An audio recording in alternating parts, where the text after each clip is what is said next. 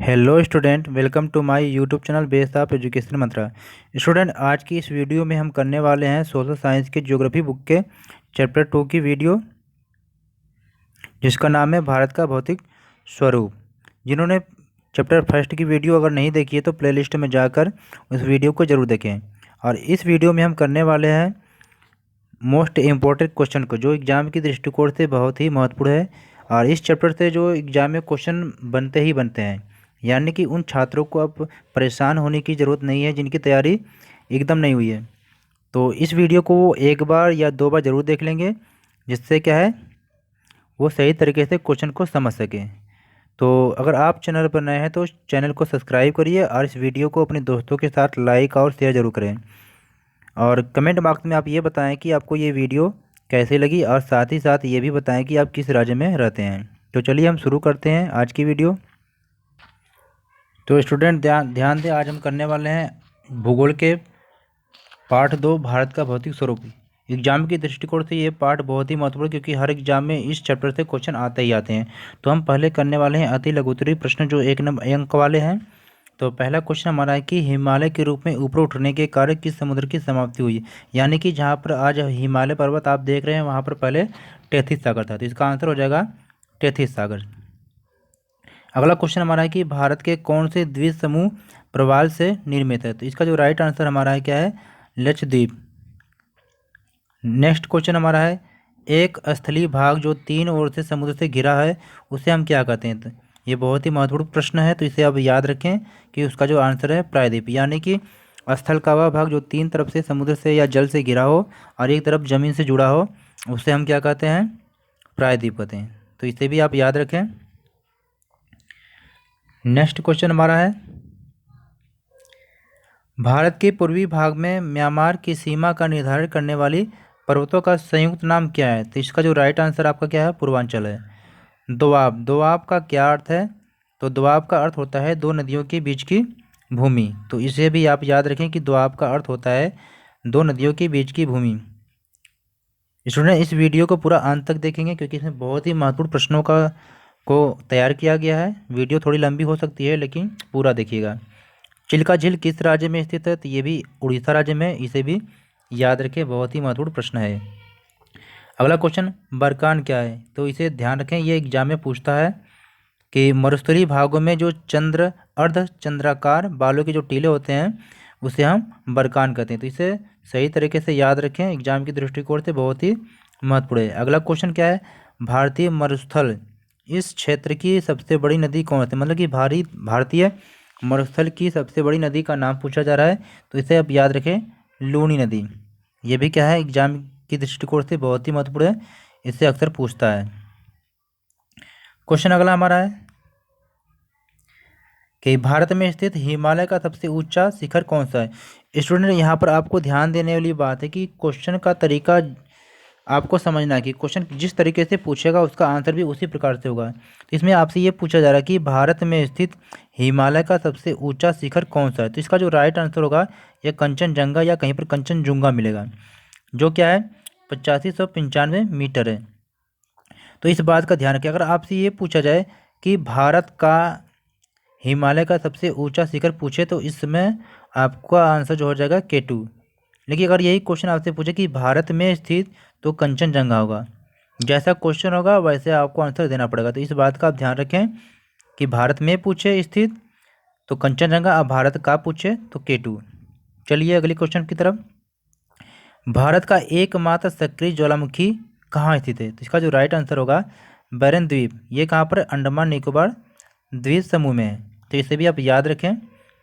Next question हमारा है कि विश्व की सबसे पुरानी वलित पर्वत श्रृंखला कौन सी है। तो इसका जो राइट आंसर है, ये अरावली। हर एग्जाम में ये पूछता है, तो इसे भी याद रखें। अगर आपसे ये पूछे कि अरावली की सबसे ऊंची चोटी का नाम, तो गुरु शिखर है। तो इसे भी आप याद रखें।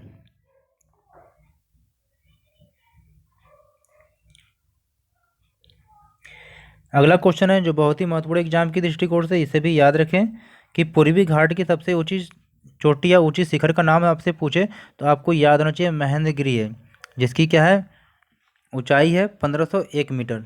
अगर ठीक आपसे यही पूछे कि पश्चिमी घाट की सबसे ऊंची चोटी या श्रृंखला का नाम क्या है? तो ये अनाई मुदी। अनाई मुदी मिले या कहीं अनाई मुदी मिले, बात एक ही है। इसकी जो ऊंचाई है 2695 मीटर। और साथ ही एक बात और भी याद रखें आप कि जो अनाई मुडी है ये दक्षिण भारत की भी सबसे ऊंची चोटी है। यानी कि अगर आपसे ये पूछा जाए कि दक्षिण भारत की सबसे ऊंची चोटी का नाम बताइए तो आपको अनाई मुडी याद रखना होगा। और अगर पश्चिमी घाट की सबसे ऊंची चोटी का नाम भी पूछे आपसे तो भी अनाई मुडी आपको पता होना चाहिए। अगला क्वेश्चन हमारा है कि अरावली पर्वत श्रृंखला की सबसे ऊंची चोटी का क्या नाम है? जो क्वेश्चन अभी हमने आपसे पूछा था वो आ भी गया, गुरु शिखर। तो इसकी ऊंचाई क्या है? 1722 मीटर। तो इसे भी आप याद रखें। अगला क्वेश्चन हमारा क्या है कि काराकोरम दर्रा किस राज्य में स्थित है? तो जो काराकोरम दर्रा है ये हिमाचल प्रदेश राज्य में स्थित है। तो इसे भी आप याद रखें। अगला क्वेश्चन हमारा है कि भारत की सबसे ऊंची चोटी का क्या नाम है? तो इसका जो राइट आंसर हो जाएगा K2। तो इसकी ऊंचाई कितनी है? 8611 मीटर है। हालांकि ये पाक अधिकृत क्षेत्र में है, इसलिए भारत में स्थित अगर चोटी पूछे तो कंचनजंगा या कंचनजुंगा, इसे याद रखें आप। अब हम करने वाले हैं कि लघु उत्तरी प्रश्नों को, जो 3 अंक वाले प्रश्न हैं और हर एग्जाम की दृष्टिकोण से बहुत ही महत्वपूर्ण है। तो इसे भी आप देखें। चलिए पहला क्वेश्चन हमारा है हिमालय पर्वत की 3 समानांतर श्रृंखलाओं या देशांतरी विस्तार के नाम लिखिए। तो चलिए हम देखते हैं। तो पहले क्वेश्चन को करने से पहले हम कुछ चित्र में थोड़ा सा देख लेते हैं। जो हिमालय का जो विस्तार आपसे जो पूछा जा रहा है वो इस प्रकार से, जैसे ये हिमालय का जो विस्तार ऐसे है जो चंद्रमा के आकार का, तो आपको ऐसे ही पूछा जाएगा कि सबसे दक्षिणी हिमालय चोटी जो है ये प्रकार है, इसका क्या नाम है, मध्य का क्या नाम है, और सबसे जो इसके दक्षिण में है इसका नाम क्या है। तो ये जो विस्तार आपसे पूछा जा रहा है तो इसे आप याद रखें कि सबसे जो उत्तरी कौन सी श्रृंखला क्या नाम है, मध्य में क्या है और सबसे दक्षिण में क्या है।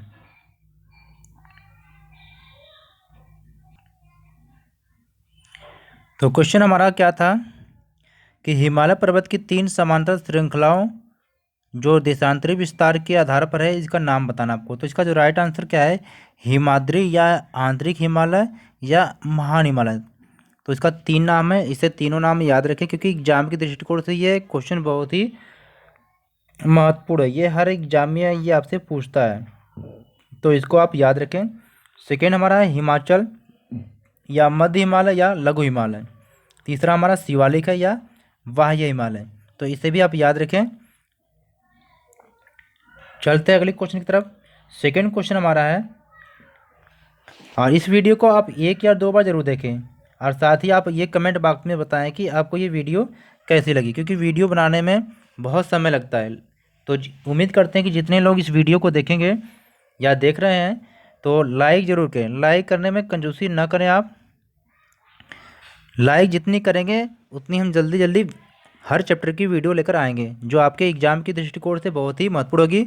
इसलिए सभी लोग लाइक ज़रूर करेंगे और ज़्यादा से ज़्यादा इस वीडियो को अपने दोस्तों के साथ शेयर भी करें, जिससे कि जल्दी हम सभी चैप्टर की वीडियो लेकर आएँ। सेकेंड क्वेश्चन हमारा कि प्लेटों की गतियों को सामान्यतः कितने वर्गों में विभाजित किया जा सकता है। तो इसे भी आप ध्यान दें और इस डायग्राम को समझने की कोशिश भी करें। तो ये जो 3 प्रकार से होते हैं, पहला हमारा अभिसारी परिसीमा। तो इसे किस प्रकार से कहते हैं, जब प्लेटों का एक दूसरे के निकट आ जाना, मतलब कि जो प्लेट होते हैं ये आपस में गति करते रहते हैं। तो जब ये प्लेट गति करते करते जब आपस में एकदम पास में आ जाते हैं, जिस चित्र में आप देख रहे हैं कि जो 2 प्लेट है ये सबसे अपने पास में आ गए, तो ये जो प्लेट पास में आ जाएंगे तो इसे हम कहते हैं अभिसारी परिसीमा। सेकेंड हमारा है अपसारी परिसीमा। तो इसका अर्थ क्या होता है कि प्लेटों का एक दूसरे से दूर जाना, मतलब कि जब प्लेट आपस में गति करते करते एक दूसरे से दूर जाने लगते हैं। तो डायग्राम में आपको दिखाया गया है, कि 2 प्लेट आपस में क्या एक दूसरे से दूर जा रहे हैं, तो इसे हम कहते हैं अपसारी परिसीमा। हमने पूरी कोशिश किया है कि इसे आपको क्या है डायग्राम के द्वारा समझाया जाए, तो कोशिश आप भी करें कि समझने की। रूपांतर परिसीमा, तो इसे क्या कहते हैं कि इसमें प्लेटें क्षैतिज दिशा में गति करते हैं। चित्र में आप देख रहे हैं कि जो प्लेट हमारी है एक ऊपर की तरफ जा रही है और दूसरी जो हमारी क्या है नीचे की तरफ आ रही है। तो ये क्या है क्षैतिज दिशा में क्या है प्लेट गति कर रही है। तो ये डायग्राम के माध्यम से आपको समझाया गया। तो उम्मीद करते हैं कि आप इसे समझे होंगे। नेक्स्ट क्वेश्चन हमारा है तीसरा कि पश्चिमी तटीय मैदानों को कितने भागों में बांटा गया है। तो ये भी एग्जाम की दृष्टिकोण से बहुत ही महत्वपूर्ण है, तो इसे भी आप पढ़ें। तो पहला 3 भागों में बांटा गया है, कोंकण तट, गुजरात से लेकर गोवा तक। हालांकि इसमें कहीं कहीं आपको मिलेगा महाराष्ट्र से लेकर गोवा तक, तो इसका भी आप ध्यान रखें, अभी आपको चित्र में दिखाएंगे। सेकेंड हमारा है कन्नड़ तट, यानी कि गोवा से लेकर कर्नाटक तक। तीसरा हमारा है मालाबार तट, ये कर्नाटक से केरल तक। तो चलिए हम डायग्राम में देखते हैं, यानी कि मैप में। तो स्क्रीन पे आप चित्र देख पा रहे हैं कि यहाँ पर हम देख रहे हैं कि जो ये हमारा क्या है कोंकण तट है। तो यहाँ से लेके यहाँ तक जो है ये आपका क्या है कोंकण तट है। फिर यहाँ से लेके आपका यहाँ तक जो ये आपका क्या है कन्नड़ तट है, तो इसे भी आप ध्यान दें। फिर यहाँ से लेकर यहाँ तक आपका क्या है ये मालाबार तट, तो इसे भी आप ध्यान दें। मैप में आप डायग्राम देख लीजिए कि ये पश्चिमी घाट की तरफ है।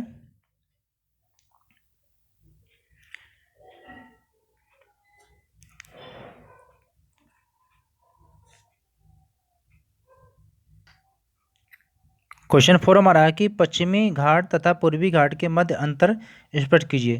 तो ये भी क्वेश्चन क्या है बहुत ही महत्वपूर्ण है, एग्जाम में अक्सर पूछा जाता है। तो इसे भी क्या है आप नोट करें।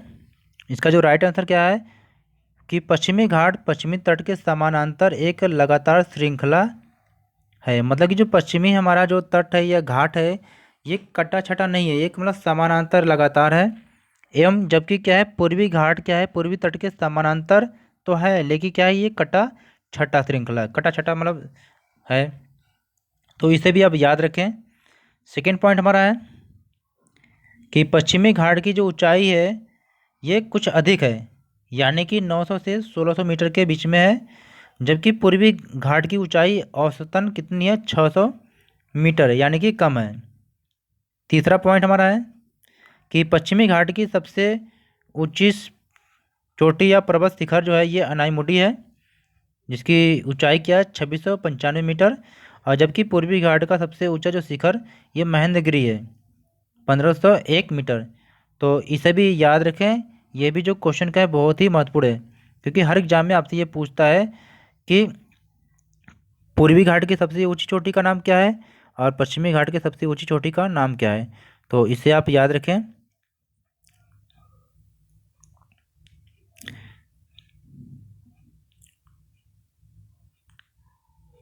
तो साथ ही साथ मैप को भी आप देखें कि मैप में आपको बताया गया था कि पूर्वी घाट और पश्चिमी घाट। तो ये आपका क्या पूर्वी घाट है ये समानांतर है, कटा छटा नहीं है। और ये पश्चिमी घाट का देखिए कहीं कहीं कट गया है, कहीं कहीं कटा हुआ। इसका कारण क्या है कि जो प्रायद्वीपीय जो नदियाँ हैं, जो प्रायद्वीपीय नदियाँ हैं ये क्या है बंगाल की खाड़ी में गिरती हैं, जिसके कारण क्या है ये कहीं कहीं कर ये कट गया है। तो इसे भी आप याद रखें। चलिए अगले क्वेश्चन की तरफ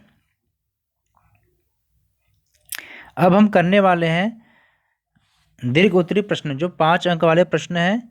ये जो क्वेश्चन होते हैं एग्जाम की दृष्टिकोण से बहुत ही महत्वपूर्ण होते हैं, क्योंकि आप 1 नंबर के क्वेश्चन कर लेते हैं लेकिन जो 5 नंबर के क्वेश्चन है इसे आप छोड़ के आ जाते हैं। तो सभी बच्चे ध्यान देंगे कि जो 5 नंबर या 3 नंबर वाले क्वेश्चन है इसको नहीं छोड़ना चाहिए, क्योंकि स्कोर आपको यही जो क्वेश्चन है सबसे ज़्यादा स्कोर देते हैं। तो इसे क्या करें आप इसे भी क्या है पूरी तरह से करें, छोड़े एक भी क्वेश्चन नहीं। चाहे क्वेश्चन आपको आए बेटा या ना आए, अगर क्वेश्चन आपको आ रहा है तो सही सही लिखिए, अगर नहीं भी आ रहा है तो उस क्वेश्चन से संबंधित आपको बनाकर लिखने की ज़रूरत होती है। क्योंकि अगर क्वेश्चन छोड़ कर आएंगे तो आपको 0 नंबर मिलेगा, लेकिन उस क्वेश्चन से संबंधित अगर बनाकर कुछ भी आएंगे तो कुछ ना कुछ नंबर आपको जरूर मिलेगा। लेकिन कोशिश ये करें कि क्वेश्चन से संबंधित ही आंसर लिखें। चलिए हम करते हैं दीर्घ उत्तरीय प्रश्न को। तो पहला क्वेश्चन हमारा है कि भारत को कितने भौतिक भागों में बांटा गया है, और साथ ही प्रायद्वीपीय पठार का वर्णन भी करना है। तो ये जो 5 नंबर के जो क्वेश्चन है आपसे ये अक्सर पूछ सकता है कि भारत को कितने भौतिक भागों में बांटा गया है। अगर केवल यही क्वेश्चन रहता तो हम इन सभी भौतिक विभाजन जो दिया गया है 6 प्रकार, इसकी हम विस्तृत चर्चा या इसका अध्ययन करते हैं। लेकिन इसमें 2 क्वेश्चन है, इसलिए हम इसे क्या है शॉर्ट में बस केवल नाम ही लिख देंगे। लेकिन एग्जाम में जिस तरीके से क्वेश्चन पूछेगा आपको आंसर भी वैसे ही देना है। तो हम देखते हैं कि भारत को कितने भौतिक भागों में बांटा गया है। तो पहला हमारा क्या है, हिमालय पर्वत। दूसरा उत्तरी मैदान। तीसरा भारतीय मरुस्थल।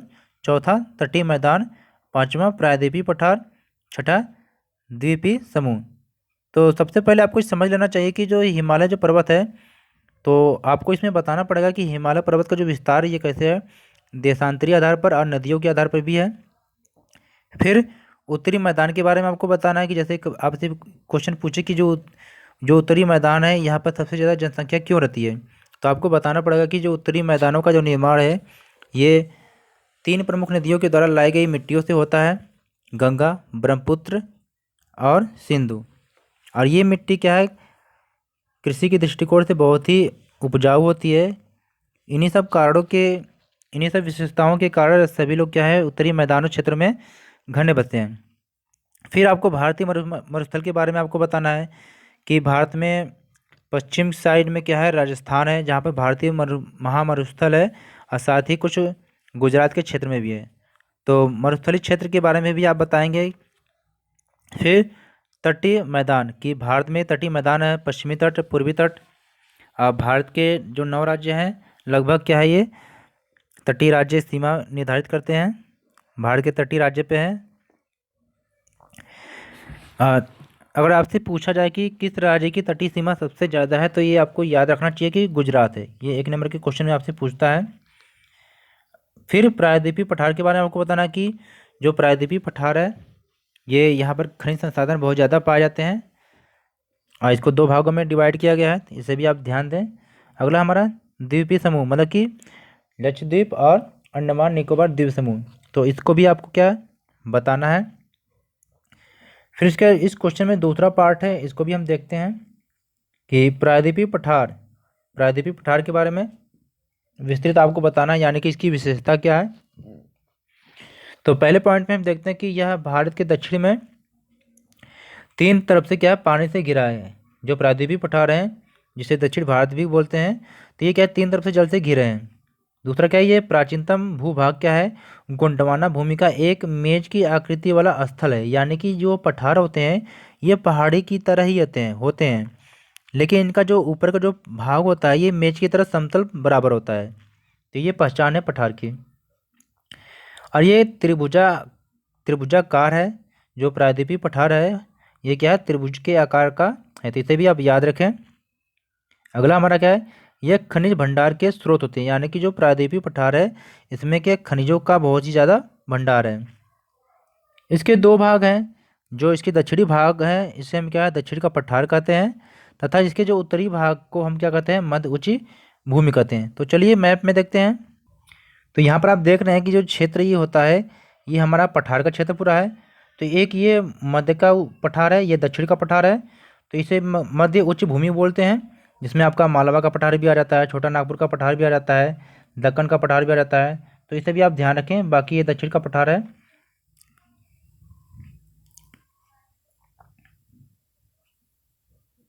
चलते हैं अगले क्वेश्चन की तरफ। अगला क्वेश्चन भी बहुत ही महत्वपूर्ण एग्जाम के दृष्टिकोण से।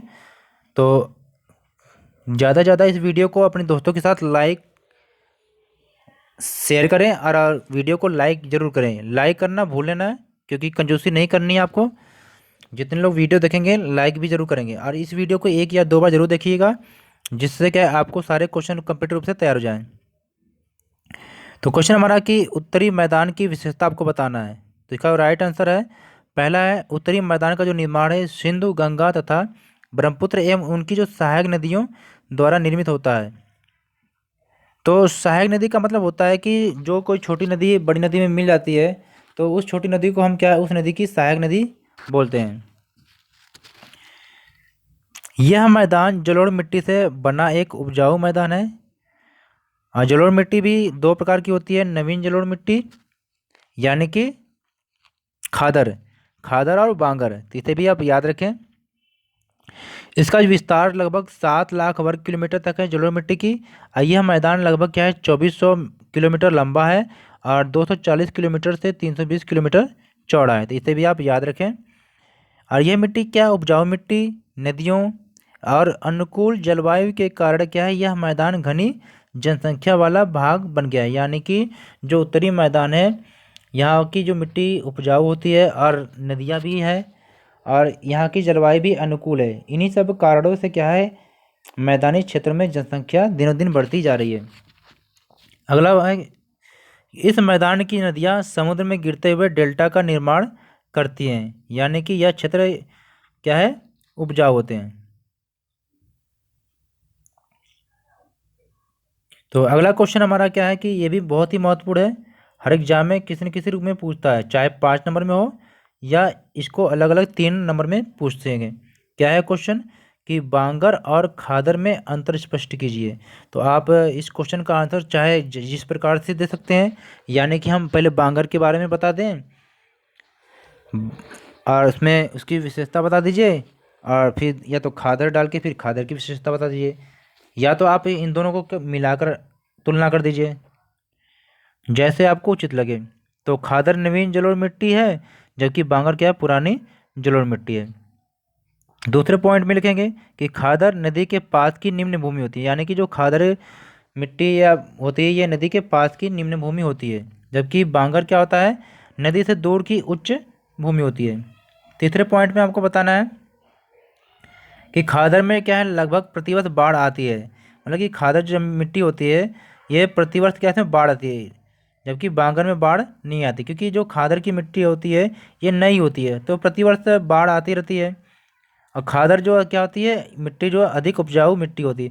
यानी कि अगर आपसे पूछा जाए बांगर और खादर में कि इन दोनों में से सबसे उपजाऊ भूमि कौन सी है या मिट्टी कौन सी है, तो आपको बताना पड़ेगा खादर।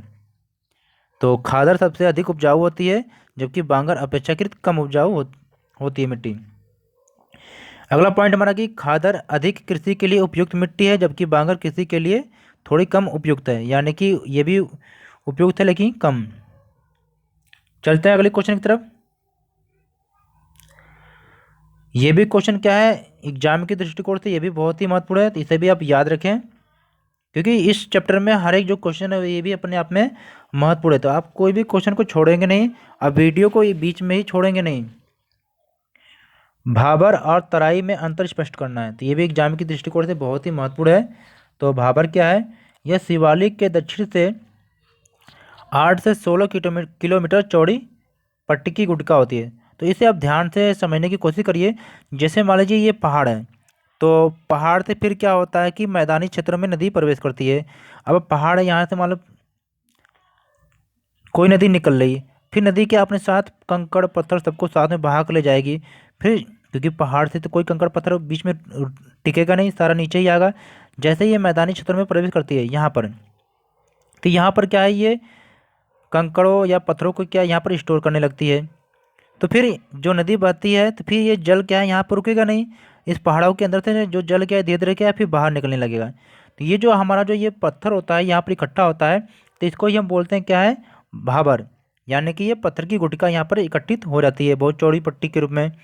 और फिर इसके जो नीचे का जो पार्ट है तो ये फिर क्या है, दलदली भूमि हो जाती है, यानी कि तराई क्षेत्र। तो इसे क्या है आप सही तरीके से आप समझें।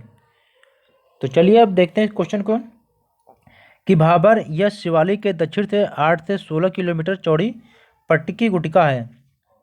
यहाँ बड़े बड़े कंकड़ पत्थर अधिक पाए जाते हैं। यहाँ छोटी छोटी नदियाँ भूमिगत हो जाती हैं, यानी कि जो नदियाँ होती हैं ये फिर भूमिगत हो जाती हैं। यह प्रदेश कृषि के लिए कम उपयुक्त है। अब तराई को हम देखते हैं। भाबर के दक्षिण में 20 से 30 किलोमीटर चौड़ी पट्टी है। यह छोटे कंकड़ युक्त दलदली भूमि है। यह भाबर की भूमिगत नदियाँ पुनः धरातल पर आ जाती है। अगला क्या है कि यह प्रदेश कृषि के लिए अधिक उपयुक्त है। यानी कि जो भाबर होता है ये यहाँ पर कृषि सही तरीके से नहीं की जा सकती है, उपयुक्त नहीं होती है, लेकिन जो तराई जो क्षेत्र होते हैं ये कृषि के लिए उपयुक्त होते हैं। तो उम्मीद करते हैं कि आप चित्र के माध्यम से समझे होंगे। मैंने पूरी कोशिश किया है आपको समझाने के लिए। चलते हैं अगली क्वेश्चन की तरफ। क्वेश्चन हमारा है कि पूर्वी तटीय मैदान पश्चिमी तटीय मैदान में क्या अंतर है। यानी कि पूर्वी तटीय मैदान तथा पश्चिमी तटीय मैदानों में क्या अंतर है। तो इसे भी देखें। पूर्वी तटीय मैदान क्या है, पूर्वी घाट तथा बंगाल की खाड़ी के बीच में स्थित है। यानी कि जो पूर्वी तटीय मैदान होते हैं ये पूर्वी घाट तथा बंगाल की खाड़ी के बीच में स्थित है। यानी कि ये जो नीचे का पार्ट होता है ये हमारा पूर्वी तट हो गया। तो ये क्या होता है, इसमें बताया जा रहा है कि जो पूर्वी तटीय मैदान है, ये जो पूर्वी तटीय मैदान है ये क्या होते हैं, इधर जो पूर्वी पूर्वी घाट होता है, पूर्वी घाट और बंगाल की खाड़ी इन दिनों के बीच में ही पाए जाते हैं। तो ये यहाँ से यही बताया जा रहा है। जबकि पश्चिमी तटीय मैदान क्या है, पश्चिमी घाट तथा अरब सागर के बीच पाए जाते हैं। यानी कि जो पश्चिमी तट हैं, ये पश्चिमी तट जो क्या है पश्चिमी घाट और यहाँ पर अरब सागर इन दोनों के बीच में ही पाया जाता है। सेकेंड पॉइंट हमारा कि पूर्वी तटीय मैदान अधिक चौड़ा है जबकि पश्चिमी तटीय मैदान कम चौड़े हैं। तो इसे भी आप ध्यान रखें। अगला पॉइंट हमारा है कि पूर्वी तटीय मैदान में अधिक डेल्टा पाए जाते हैं जबकि पश्चिमी तटीय मैदान में डेल्टा कम पाया जाता है। चौथा है पूर्वी तटीय मैदान अधिक उपजाऊ होते हैं जबकि पश्चिमी तटीय मैदान अपेक्षाकृत कम उपजाऊ होते हैं। तो आई होप हमने देखा कि इस चैप्टर के सभी जो क्वेश्चन जो है महत्वपूर्ण जो एग्जाम के दृष्टिकोण से थे उसको हमने इजीली तरीके से कंप्लीट किया। तो प्लीज़ अगर आप हमारे चैनल पर नए हैं तो इस चैनल को सब्सक्राइब करें और इस वीडियो को ज़्यादा से ज़्यादा अपने दोस्तों के साथ लाइक और शेयर ज़रूर करें। और कमेंट बॉक्स में जाकर आप ज़रूर ये बताएं कि आपको ये वीडियो कैसी लगी और साथ ही आप ये भी बताएं कि आप किस राज्य में रहते हैं। तो चलिए फिर मिलते हैं एक नई वीडियो के साथ।